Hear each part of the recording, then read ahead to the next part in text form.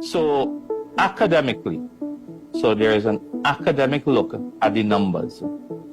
The academic look states quite clearly between the HSF and the foreign reserves, there is about 12 billion US dollars. And there is some US dollars that's sitting in the deposits of commercial banks, which the government has access to if they need it.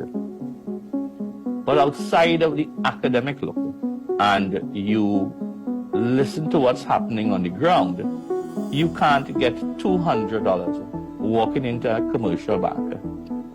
Most businesses will tell you that the banks cannot facilitate you with foreign currency to pay your vendors. So what's happened over the years, more specifically over the last 2 or 3 years, the banks have pushed credit cards into the hands of small business owners. Now, if you have to pay 30,000 US a month on a cycle for some sort of service, then it means with a limit of 3,000 per card, you are saddled with 3 credit cards in order to find $9,000 to pay your vendors on a monthly cycle.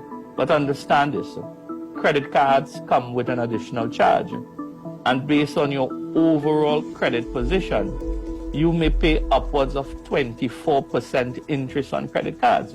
So when you have SMEs that are really trying their best to survive in a post-COVID world, the challenge of getting the US and then be able to purchase the power of the US on credit cards, that comes with an additional cost.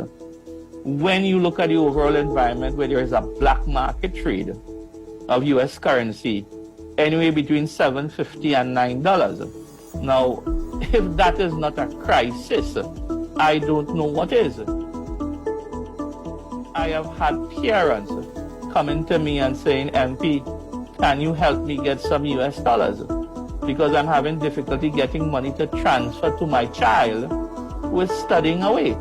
So when you lump all of that together and you have this disruption in business, in the way how families operate when they have to travel, it is indeed a crisis, and more so from the business level. So, I mean, you can have an academic look with the numbers, or you can have an anecdotal look in terms of what's happening in business. And I know personally of a few businesses that have had to close their operations because of the difficulty in getting the volume of US that is required on a sustained basis.